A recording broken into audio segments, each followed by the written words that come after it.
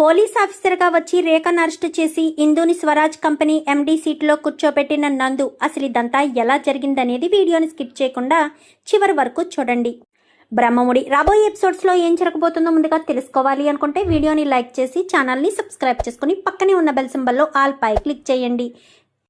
రాజు ఇందు ఒకటవ్వాలని మీరు కూడా కోరుకుంటే కామెంట్లో ఎస్ అని టైప్ చేయండి. మొత్తం మీద చూసుకున్నట్లయితే గనుక ఆస్తి మొత్తం రేఖ దక్కించుకోవాలని, హిందూ పుట్టినరోజు నాడు ఒకే ఒక్క సంతకంతో ఆస్తి మొత్తం తనకు దక్కుతుందని ఎన్నో ఆశలు పెంచుకుంటుంది రేఖ అయితే.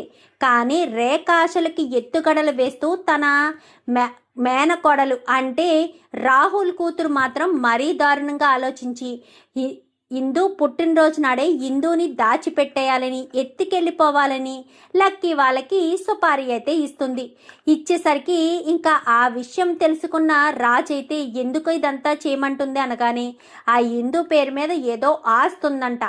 ఆస్తి మొత్తం వాళ్ళ మేనత్తకు దక్కకూడదు అన్న ఉద్దేశంతోనే ఈ ఐశ్వర్య మనల్ని ఆ అమ్మాయిని దాచిపెట్టమంటుంది. మనం ఆ అమ్మాయిని దాచిపెడితే చాలు, మనకు ఎంతో కొంత అమౌంట్ ఇస్తాను అని చెప్పింది. మనకు అసలే ఖర్చులకి అమౌంట్లు ఉండట్లేదు కదా, మన లైఫ్ని సెటిల్మెంట్ చేయిస్తాను అని చెప్తుందిరా అని చెప్పి ఇంకా లక్కీ అయితే రాజుకు చెప్తాడు. చెప్పేసేసరికి సరే అని రాజు కొంచెం ముందు చూపుగా ఆలోచిస్తాడు కదా. సరే అని చెప్పి ఓకే డీల్ ఓకే చెయ్యి అని చెప్పి, కానీ తన హెల్ప్ మాత్రం ఉండాలి అని చెప్పు అని రాజు చెప్పడంతో సరే రాని లక్కీ కాస్త ఐశ్వర్యతో మీటింగ్ ఏర్పాటు చేసి ఐశ్వర్య, రాజు, ఇటు లక్కీ ముగ్గురు ఒక చోట కూర్చుని మీటింగ్లో మాట్లాడుకోవడం జరుగుతుంది. జరిగిన తర్వాత సరే మాకు డీల్ ఓకే అని రాజు చెప్తాడు. మరి సంతకాలు అనగానే నేను పేపర్స్ ఇస్తాను, వాటి మీద సంతకాలు చేయిస్తే చాలు, ఆస్తి మొత్తం నా పేరు మీదకి వచ్చేస్తుంది, అప్పుడు నేను మీకు ఎంతో కొంత పర్సంటేజ్ ఇస్తాను అని చెప్పి ఇంకా అక్కడి నుంచి ఐశ్వర్య వెళ్ళిపోతుంది. రాజు ఆలోచనలో పడతాడు. ఇంకా ఇలా ఆలోచిస్తూ ఉండగా ఇంకిక్కడ నందు పోలీసు చదివి ఎగ్జామ్ రాసి రెడీగా ఉంటుంది కదా పోలీస్ జాబు కొట్టడానికి. నందుకి సడన్గా కాల్ వస్తుంది. కాల్ వచ్చేసరికి పోలీస్ ఇన్స్పెక్టర్గా సెలెక్ట్ అయిపోయావు, పలానా రోజు నుంచి ట్రైనింగ్ వచ్చి ఒక 45 days ట్రైనింగ్ తీసుకుంటే సరిపోతుంది అని చెప్పి మాట్లాడేసరికి 45 days అని అనుకుంటుంది. ఎందుకంటే ఎలాగా వీళ్ళు పుట్టినరోజుకి అంటే వీళ్ళు ముందు నుంచి పకడ్బందీగా ప్లాన్ చేస్తారు. సుమారు 2 months ఉంటుంది దీని పుట్టినరోజు, ముందు నుంచి ప్లాన్ చేయాలి అని ముందు నుంచి ప్లాన్ చేస్తారు. అంతకు ముందు నుంచి ఎందుకురా అని అప్పటికి రాజ్ అంటాడు. అప్పటికప్పుడు అంటే సెట్ అవుతుందో లేదని ముందు నుంచి ప్లాన్ చేసుకుని ప్లాన్లో ఏ మాత్రం మిస్ కాకుండా పకడ్బందీగా చెయ్యాలని చెప్పిందిరా, అందుకు చెప్తున్నాను అని చెప్పి ఇంకా లక్కీ రాజు ఇద్దరు మాట్లాడుకుంటారు. ఇంకిక్కడ నందు పోలీస్ ట్రైనింగ్కి వెళ్తుంది. పోలీస్ ట్రైనింగ్కి వెళ్ళి 45 రోజులు కూడా చాలా స్ట్రిక్ట్గా పోలీస్ అవ్వాలి, నేను పోలీస్ అయ్యి తీరాలి, నేను అనుకున్నది సాధించాలంటే పోలీస్ అవ్వాలి అన్న ఆలోచన మీద ఉంటుంది నందు అయితే. నందు 45 రోజులు ట్రైనింగ్ పూర్తి చేసుకుని ఇంటికి రానే వస్తుంది. బాబాయ్ నన్ను పోలీసును చేసినందుకు చాలా థ్యాంక్స్ బాబాయ్, నేను కొంతమంది మీద పగ తీర్చుకోవాలి బాబాయ్, పగ కోసమే నేను పోలీస్ అయ్యాను అని చెప్పి ఇంకా వాళ్ళ బాబాయ్ కానిస్టేబుల్ ఉన్నాడు కదా తనకైతే చెప్తుంది. చెప్పేసేసరికి అసలు నందు నిన్ను ఒక మాట అడుగుదామని ఎప్పటి నుంచో అనుకుంటున్నాను, అసలు నువ్వు నా దగ్గరికి ఎందుకు వచ్చావు? నా దగ్గరికి వచ్చినప్పటి నుంచి నేను పోలీస్ అవ్వాలి అని ఎంతో పట్టుదలగా ఉన్నావు, కానీ అతి చిన్న వయసులోనే గొప్ప స్థాయికి వెళ్ళి బాగా చిన్నప్పటి నుంచి కూడా మెరిట్ స్టూడెంట్లా ఉండి నువ్వు గొప్పగా పోలీస్ ఆఫీసర్ అవ్వాలన్న నీ టాలెంట్ నాకు నచ్చి అతి చిన్న వయసులోనే నీతో ఎగ్జామ్స్ రాయించి నిన్ను మొత్తానికి పోలీసుని చేశాను. సారీ నువ్వే అయ్యావనుకో అనగాని అలా అనుకు బాబాయ్, నీ కృషి నీ పట్టుదల నువ్వు ప్రోత్సహించకపోతే నేను ఖచ్చితంగా పోలీసుని అయ్యేదాన్నే కాదు, నాకు నువ్వు సహాయం చేయకపోతే నాలో ఇంత టాలెంట్ ఉండదు, నేను పోలీస్ ఆఫీసర్ని అయ్యేదాన్ని కాదు. ఇదంతా నీ చలవే, నీ వల్లే నేను పోలీస్ ఇన్స్పెక్టర్ని అయ్యాను అని చెప్పి ఇంకా నందు చెప్పడంతో ఇంతకీ నువ్వు ఎందుకమ్మా పోలీస్ ఇన్స్పెక్టర్ అయ్యావు? అసలు నీ పుట్టు పూర్వత్రాలేంటి? మీ వాళ్ళు ఎవరు? పేరు కూడా నీ పేరు నువ్వే చెప్పుకున్నావు నందు అని. అంటే నీకు తెలిసే ఇంటి నుంచి పారిపోయొచ్చావా? తప్పిపోయావా? లేదు బాబాయ్, నా అంతట నేనే అక్కడ నరకం చూడలేక పారిపోయొచ్చాను. నువ్వు అనాథవా? కాదు బాబాయ్, నాకు పెద్ద కుటుంబం ఉంది. దుగ్గిరాల కుటుంబం అని నువ్వు విన్నావా అని కానిస్టేబుల్ని అడిగేసరికి విన్నాను. ఏదో బాంబ్ బ్లాస్ట్ జరిగి అందరూ చనిపోయారని కూడా విన్నాను. అందరూ చనిపోయినా కొంతమంది మిగిలేం బాబాయ్. నేను, మా అక్క నందు, అలాగే మా నానమ్మ, మా తాతయ్య అని చెప్పి ఇంకా నందు చెప్పడంతో ఒక్కసారిగా కానిస్టేబుల్ షాక్ అవుతాడు. అంటే నీకు ఒక అక్క, నానమ్మ, తాతయ్య ఉన్నారా? వాళ్ళందరూ ఉండి కూడా నువ్వు ఎందుకు నా దగ్గర పెరిగావు? ఒక అనాథనంటూ నా దగ్గర ఉండడం ఏంటి? దుగ్గిరాల కుటుంబం అంటే చాలా పెద్ద కుటుంబం కదా. నువ్వు పోలీస్ ఇన్స్పెక్టర్ ఏంటి? ఏం కావాలన్నా చదివించడానికి వాళ్ళు సిద్ధంగా ఉన్నారు. మరి అలాంటి వాళ్ళ దగ్గర ఉండకుండా నా దగ్గరికి ఎందుకు వచ్చావు? నా దగ్గరికి వచ్చి నా దగ్గర ఎందుకు ఉండాలి అనుకున్నావు అంటూ కానిస్టేబుల్ కాస్త నందుని అడుగుతాడు. ఏం చెప్పమంటావు బాబాయ్? బాంబ్ బ్లాస్ట్లో మా వాళ్ళందరూ చనిపోయారు. అప్పుడే ఎవరైతే బాంబ్ బ్లాస్ట్ చేయించారో వాళ్ళ కూతురు మమ్మల్ని అందరినీ బానిసలను చేసింది. మా తాతయ్యకి యాక్సిడెంట్లో కాళ్ళు చేతులు పడిపోయాయి, నడుము కూడా పని చేయకుండా పోయింది. గత 20 సంవత్సరాల నుంచి గత 15 సంవత్సరాల నుంచి కూడా ట్రీట్మెంట్ చేయిస్తున్నాము.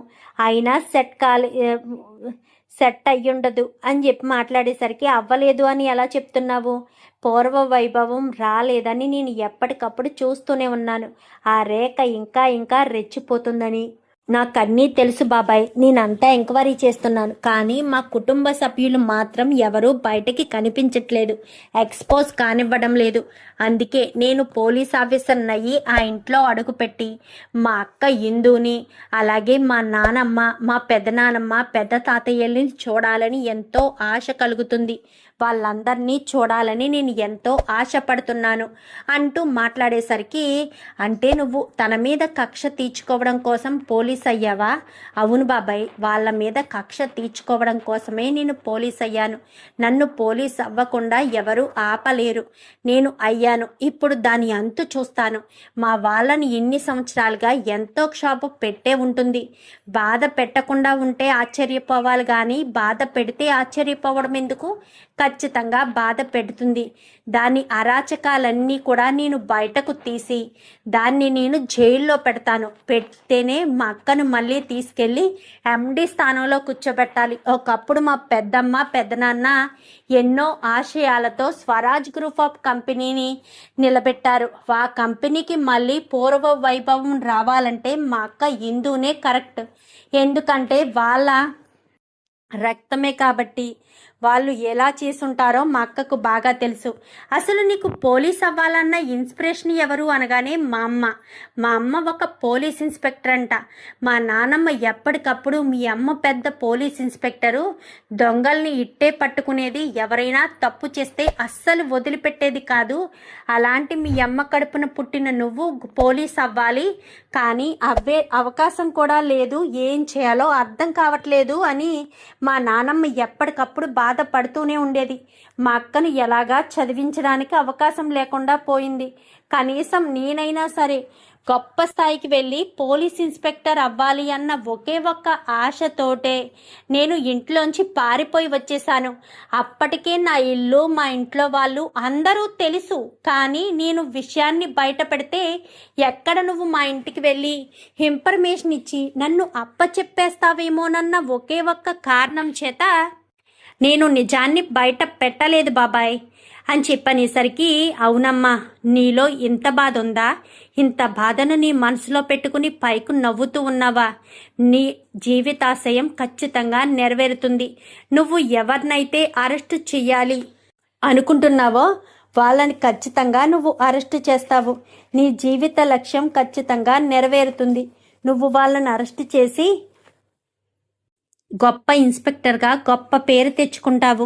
నువ్వు అనుకున్నట్టుగానే మీ అక్క ఇందుని తీసుకెళ్లి స్వరాజ్ గ్రూప్ ఆఫ్ కంపెనీలో ఎండి స్థానంలో కూర్చోపెడతావు. నాకు ఆ నమ్మకం ఉంది అని చెప్పి ఇంకా కానిస్టేబుల్ అయితే చెప్తాడు.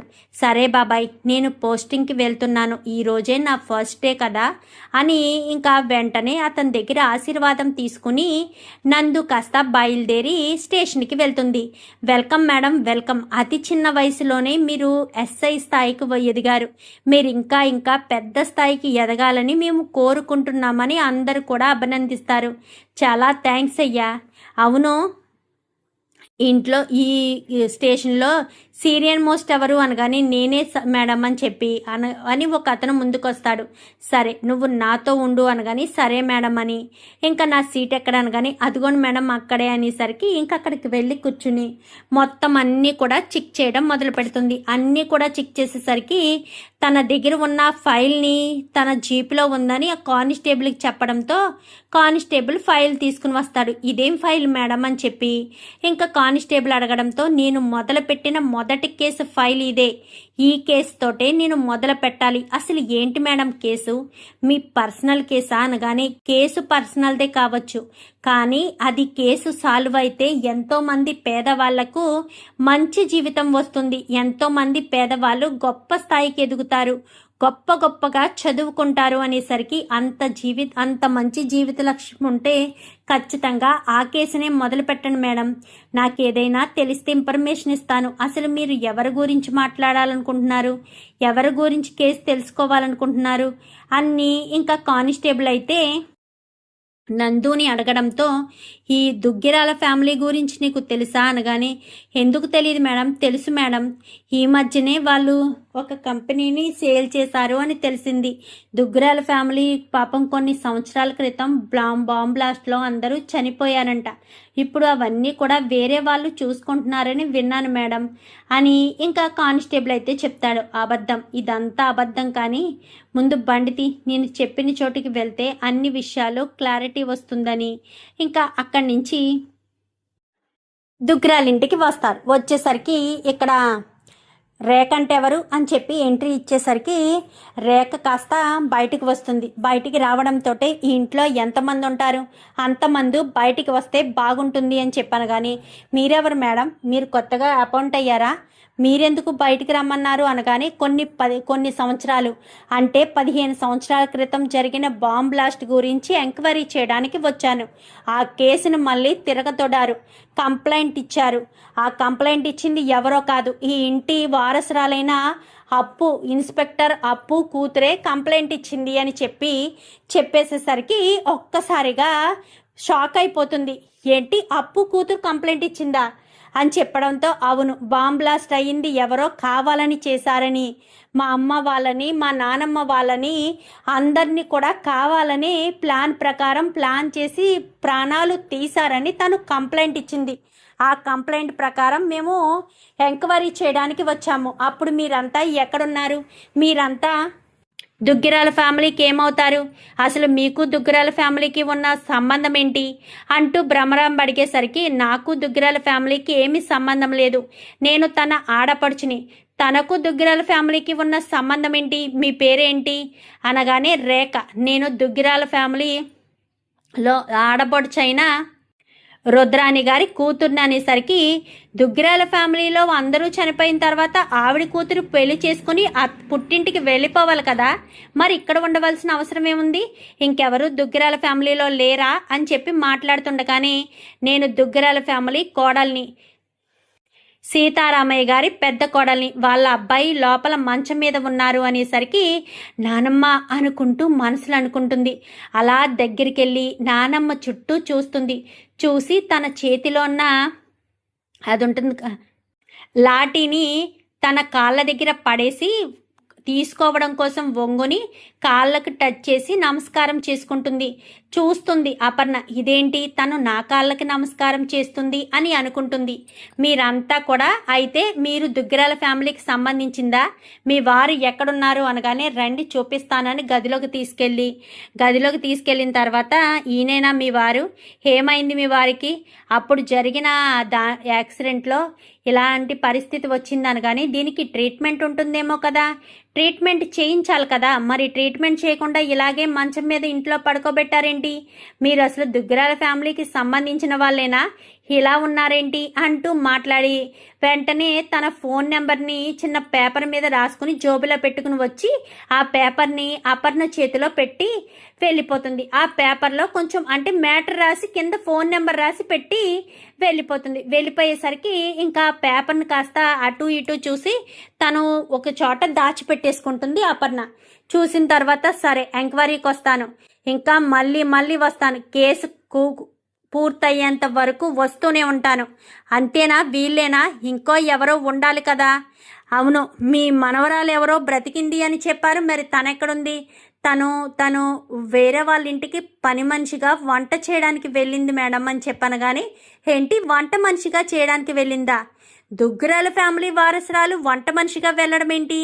అది అనేసరికి ఆహా వంట మనిషిగా కాదు, తను ఏదో బయటికి షాపింగ్కి వెళ్ళింది, తనకు తెలియక అలా మాట్లాడుతుంది, ఆ యాక్సిడెంట్లో ఆవిడికి కొంచెం బుర్ర పని చేయడం లేదు అని చెప్పనేసరికి మా నానమ్మకు బుర్ర పని చేయట్లేదంటావా?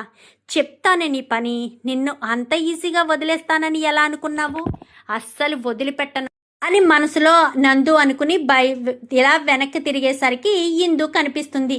నువ్వెవరు అనగానే తనే నా మనవరాలు కావ్యరాజుల కూతురు అని చెప్పనేసరికి ఒక్కసారిగా చూసి నందు నువ్వు అనగానే అని నోటి మీద చేయి వేసుకుంటుంది.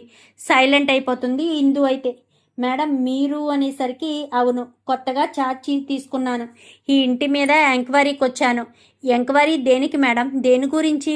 అదే 15 సంవత్సరాల క్రితం మీ ఇంట్లో యాక్సిడెంట్ జరిగింది కదా, యాక్సిడెంట్కి సంబంధించి ఎంక్వైరీ చేయడానికి వచ్చాను అని చెప్పి అక్కడి నుంచి వెళ్ళిపోతుంది. ఎందుకు వచ్చింది తిను అని ఆలోచించుకుంటూనే ఇంకా గదిలోకి వెళ్ళిపోయిన తర్వాత గదిలో తలుపు వేసుకుని లెటర్ తీస్తుంది. ఏంటపర్ణ ఏంటది? తను వచ్చి లెటర్ నా చేతిలో పెట్టిందండి, పైగా లాఠీని కింద పాడేసి తను నా కాళ్ళకి కూడా నమస్కారం చేసింది. ఎవరో తనో నాకు అర్థం కావట్లేదు అని ఆ లెటర్ చూస్తే తెలుస్తుంది కదా నానమ్మ. తలుపు వేసావా అనగానే తలుపు వేశాను నానమ్మ అని చెప్పి లెటర్ చూస్తే తెలుస్తుంది కదా అని ఓపెన్ చేసి చూస్తారు. చూసేసరికి మొత్తం వివరించి రాస్తారు. అక్క నానమ్మ నేను నందుని, అప్పు కూతుర్ని నేనే, కంప్లైంట్ లేదు ఏమీ లేదు, మిమ్మల్ని అందరినీ చూడాలని పోలీస్ ఇన్స్పెక్టర్గా ఆ రేఖను గజగజ వణికించాలి అన్న ఉద్దేశంతోనే వచ్చాను. నీ మనవరాలు పోలీస్ ఇన్స్పెక్టర్ అయ్యింది నానమ్మ, మా అప్పు కూతురు పోలీస్ ఇన్స్పెక్టర్ అయింది అని చెప్పేసరికి చాలా సంతోషపడిపోతారు. అంటే ఇన్ని రోజులు నందు ఎవరో అనుకున్నాను, అక్క అని పిలిచిన నా చెల్లిలేనా అని ఎంతగానో సంబరపడిపోతుంది. ఏమండి మన నందు బ్రతికే ఉందండి, పెద్ద పోలీస్ ఇన్స్పెక్టర్ అయ్యి వచ్చింది కదండి, చాలా సంతోషంగా ఉంది. కింద ఫోన్ నెంబర్ రాసేసరికి వెంటనే ఇందు ఫోన్ చెయ్యి, నందుతో మాట్లాడతామని ఫోన్ చేసేసరికి ఇంకా జీప్లో ఉండగానే ఫోను మోగడంతో వెంటనే ఫోన్ లిఫ్ట్ చేస్తుంది. అమ్మ నందు అని చెప్పనగానే నానమ్మ అంటూ ఎంతో ప్రేమగా, నందు అయితే అపర్ణని పిలిచేసరికి బాగున్నావమ్మా? బాగున్నాను నానమ్మ. ఎప్పుడు వస్తావమ్మా? తొందరలోనే వస్తాను నానమ్మ, అక్క పుట్టినరోజు ఉంది కదా, 10 రోజుల్లో పుట్టినరోజు ఉంది కదా, ఆ రోజునే దానికి చెక్ పెట్టాను, ఆ రేఖను అరెస్ట్ చేస్తాను, అరెస్ట్ చేసి అప్పుడు వస్తాను నానమ్మ అని చెప్పి ఇంకా నందు అనేసరికి చాలా సంతోషంగా ఉంది. నందు ఇన్ని రోజులు అక్క అక్క అని నన్ను పిలుస్తుంటే నార్మల్గా అనుకున్నాను, మనిద్దరికి రక్త సంబంధం ఉందని తెలుసుకోలేకపోయాను. అవునక్క అంటూ నందు అంటుంది. అవును చెల్లి అంటూ ఇందు ఇద్దరు కూడా చాలా ఆప్యాయంగా పలకరించుకుంటారు. నువ్వు వంట మనిషిగా వెళ్ళడం ఏంటక్క? ఇదంతా మనం కలిసినప్పుడు మాట్లాడతాను, ఇప్పుడు కాదు. సరే ఎవరైనా వస్తే ఇబ్బంది కలుగుతుంది, నా దగ్గర ఫోన్ ఉందన్న విషయం కూడా తెలియదు వాళ్ళకి అని చెప్పి ఇంకా ఇందు అయితే ఫోన్ పెట్టేస్తుంది. చాలా సంతోషంగా ఉంది నానమ్మ, చాలా హ్యాపీగా ఉందని తెగ సంబరపడిపోతుంది ఇందు. సరేనమ్మా ఏమైంది నీ ఇంటర్వ్యూ గురించి? ఇంటర్వ్యూ బాగానయ్యింది, చెప్తాను అన్నారు, రేపు తెలుస్తుంది ఏ విషయమును. ఒక్క 10 రోజులు ఓపిక పడితే ఎలాగా మన ఆస్తి మనకు వస్తుంది కదా, చూద్దాం నానమ్మ ఏం జరుగుతుందో అని ఇంకా అందరూ కూడా ఈగలుగా ఎదురు చూస్తూ ఉంటారు. ఇంకిక్కడ ఐశ్వర్య 2 నెలల క్రితమే సుపారీ ఇచ్చేసింది కదా, ఇచ్చింది కాస్త బాస్ టైం దగ్గర పడుతుంది అనగాని బాస్ ఏంట్రా కొత్త పిలుపులకి అంటూ రాజు అనగానే ఆ రోజు మనం దాచిపెట్టాల్సింది ఎత్తుకెళ్లాల్సింది ఆ అమ్మాయినే అని చెప్పారు కదా, ఏం ఆలోచిస్తున్నావు అని చెప్పాను. కానీ నా ఆలోచన విధానం వేరేలా ఉంటుంది. కానీ సరే ప్లాన్ చేసుకో అని ఇంకా రాజు అయితే ఇందుని తీసుకువెళ్ళడానికి ఆ రోజు అంటే రేపు పుట్టినరోజు అనక ముందు రోజు రాత్రి వస్తారు. ముందు రోజు రాత్రి వచ్చేసేసరికి ఇంటికి వచ్చి లక్కీ బయట చూస్తూ ఉంటాడు. రాజు మాత్రం గదిలోకి వెళ్తాడు. గదిలోకి వెళ్ళి ఇందుని మత్తిచ్చి తీసుకువెళ్దాం అనుకున్న సమయంలో పక్కన చేతి గ్లాస్ ఒకటి తగిలి డోర్ సౌండ్ వస్తుంది. రావడంతో ఇంకా అపర్ణకు మెలకు వచ్చి చూడడంతో ఎవరో వచ్చినట్టు అనిపిస్తుంది. గబగబా వెళ్ళి తలుపు వేసేస్తుంది. తలుపు వేసేసి లైట్ వేసేసరికి ఎదురుగా రాజు ఉంటాడు. నాన్న రాజ్ అని చెప్పి ఇంకా అపర్ణ మాట్లాడేసరికి, నేనెవరో మీకు తెలుసా? నన్ను రాజు అని ఎలా పిలుస్తున్నారు? అందరూ నన్ను రాజ్ రాజ్ అంటున్నారేంటి? నా అసలు పేరు రాజు కదా. ఎవరు బాబు నువ్వు అని చెప్పి ఇంక అనగానే పలానా వాళ్ళు అనగానే, కాదు నువ్వు నా మనవడివి అంటూ ఇంకా అపర్ణ చెప్తుంది. నేను నీ మనవడినేంటి? నాతో ఆడుకోవడం గుర్తులేదా? మనిద్దరం ఫ్రెండు అంటూ ఎంతో ప్రేమగా ఆప్యాయంగా ఆడుకున్నాము. నువ్వు మీ అమ్మని నన్ను కలపడానికి ఎన్ని వేషాలు వేసావరా? మీ అత్తయ్య మామయ్యతో ఎన్ని నాటకాలు ఆడావు? అవన్నీ మర్చిపోయావా? నేనురా మీ అమ్మమ్మని. గుర్తు తెచ్చుకో. గతాన్ని మర్చిపోయావా? చిన్నప్పుడు చాలా గడుగ్గా ఇలా ఉండేవాడివి కదరా. ఏ విషయమైనా సరే జ్ఞాపకం ఉంచుకునేవాడివి. ఇప్పుడేంటి మర్చిపోయాను అంటూ మాట్లాడుతున్నావు? గుర్తు తెచ్చుకోరా అంటూ ఇంకా చెప్పడంతో ఇంకా మొత్తం ఎప్పుడైతే చెప్పిందో మొత్తం గుర్తొచ్చేస్తాయి.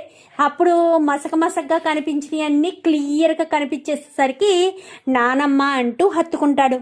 నువ్వేంట్రా ఇందుని తీసుకెళ్తున్నావు? తను ఎవరనుకుంటున్నావు? నీ మరదలు అని చెప్పాను. కానీ నా మరదలా? ఇప్పుడు ఆస్తి మొత్తం దీని పేరు మీద ఉంది. అసలు దీన్ని తీసుకెళ్ళడానికి ఐశ్వర్య ఉంది కదా, ఐశ్వర్య దాచిపెట్టమంది. ఎవరో రేఖ అంట, వాళ్ళ ఆంటీ తెల్లారితే సంతకం పెట్టించుకుంటుందని ఐశ్వర్య తీసుకెళ్ళి దాచిపెట్టి సంతకం పెట్టించమని చెప్పింది అనగానే, సరే నేను చెప్పినట్టు చేయరా అంటూ చెప్పడంతో, ఏంటమ్మమ్మ ఏం చేయను? హిందూని తీసుకువెళ్ళి పెళ్లి చేసుకుని తీసుకురా. నువ్వు అక్కడికి వెళ్ళాక హిందూతో నాతో ఫోన్ మాట్లాడించు. నేను హిందూ కన్నీ అర్థమయ్యేటట్టు చెప్తాను. అప్పుడు హిందూ నిన్ను పెళ్లి చేసుకోవడానికి ఒప్పుకుంటుంది. మీరిద్దరూ బావా మరదళ్ళురా. ఎప్పటికైనా మీరిద్దరూ పెళ్లి చేసుకోవాల్సిందే. అది నీకు అర్థం కావట్లేదు అనగానే, సరే నువ్వు కోప్పడకు. నేను ఇప్పుడు హిందూని తీసుకుని వెళ్ళిపోనా అనగానే, హిందూని తీసుకుని వెళ్ళు. నువ్వు వెళ్ళాక నాకు ఫోన్ చెయ్యి, నా నెంబరు అని చెప్పి వెంటనే హిందూ దగ్గర ఉన్న ఫోన్ తీసుకుని వాడి నెంబర్ కాస్త టైప్ చేసి డైల్ చేసి రింగ్ వదిలేసేసరికి వెంటనే నెంబర్కి ఫోన్ చెయ్యి, వెళ్ళి ఇక్కడి నుంచి హిందూని తీసుకుని వెళ్ళిపో అని చెప్పనేసరికి హిందూని తీసుకుని వెళ్ళిపోతాడు. వెళ్ళిపోయిన తర్వాత ఇంకిక్కడ హిందూ కనిపించట్లేదని తెగ వెతుక్కుంటుంది రేఖ. ఇంకిక్కడ పెళ్లి చేసుకోవడానికి అన్ని ఏర్పాట్లు చేసేస్తారు. ఇక్కడ అలాగే నందు కూడా రేఖను అరెస్ట్ చేయడానికి అన్ని ఆధారాలు సేకరించి అపర్ణ చేత కంప్లైంట్ ఇప్పించి నందు అరెస్ట్ వారెంట్తో ఇంట్లో అడుగు పెడుతుంది. అదే సమయానికి ఇలా ఎప్పుడైతే నందు వస్తుందో వీళ్ళిద్దరూ పెళ్లి చేసుకుని దిగుతారు. పెళ్లి చేసుకుని దిగేసరికి వీళ్ళిద్దరినీ చూసి, అచ్చం ఆయన ఎవరనుకుంటున్నావు? మీ పెద్దనాన్నలాగే ఉంటారు అని చెప్పే, పెద్దనాన్నలాగే ఉన్నాడు అని చెప్పి మొత్తం విషయం అంతా చెప్పేసేసరికి, ఏంటపర్ణ కుటుంబాన్నంతా ఒకచోటకి చేర్చుకుని నన్నేదో చేద్దామనుకుంటున్నావా? ముసలోడు ప్రాణాలు తీసేస్తానంటూ 2 అడుగుల్లో సుభాష్ దగ్గరికి వెళ్ళబోయేసరికి లాఠీ అలా విసురుతుంది. లాఠీ విసరడంతో రాజు వెళ్ళి రేఖ చెంప పగలగొడతాడు. వెంటనే ఇంకా రేఖను అరెస్ట్ చేసి రేఖను ఆ ఇంట్లో ఉన్న వాళ్ళందరినీ కూడా జైలుకి తరలించేస్తారు. జైలుకి తరలించేసేసరికి, అక్క నువ్వు వెళ్ళి రెడీ అయ్యిరా అనగాని, ఎందుకు అనేసరికి, రెడీ అయ్యిరా, ఈరోజు నీ పుట్టినరోజు, నిన్ను ఎండి స్థానంలో కూర్చోపెట్టాలి, కంపెనీ బాధ్యతలు మొత్తం నీకు వస్తాయి, ఈరోజు నువ్వే ఆ స్వరాజ్ గ్రూప్ ఆఫ్ కంపెనీకి ఎండివి అని చెప్పి ఇంకా హిందూ చెప్పేసేసరికి ఒక్కసారిగా షాక్ అవుతుంది. వెళ్ళమ్మా వెళ్ళు, రెడీ అయ్యిరా, రే నువ్వు కూడా రెడీ అయ్యు అని చెప్పి ఇద్దరిని కూడా పంపించేసరికి ఇద్దరు రెడీ అయ్యి వస్తారు. ఇంకా అక్కడి నుంచి కాస్త సరాసరి స్వరాజ్ గ్రూప్ ఆఫ్ కంపెనీకి వెళ్ళి తనని పక్కన కూర్చోబెట్టి ఇంకొక పక్క అపర్ణ, మరొక పక్క వీళ్ళిద్దరూ నిలబడి చాలా సంతోషంగా ఉంటారు. రా బావా పక్కన నుంచో అనేసరికి లేదు లేదు మీరందరూ సంతోషంగా ఉండాలి, ఆ సంతోషంలో నేనుండాలి, మనం ఒక సెల్ఫీ తీసుకొచ్చాని ఇంకా అందరూ కలిపి సెల్ఫీ తీసుకుంటారు. ఇంకా రేఖ వాళ్ళని జైల్లో పెట్టించి 30 తిప్పలు పెట్టి 3 చెరువుల నీళ్లు తాగిస్తుంది ఇంకా అప్పు కూతురు నందు. అయితే చూద్దాం మరి రాబోయే ఎపిసోడ్స్లో ఇలాగే జరగాలని మీరు కూడా కోరుకుంటే వీడియో నచ్చితే లైక్ చేసి ఛానల్ని సబ్స్క్రైబ్ చేసుకోండి. Thank you for watching.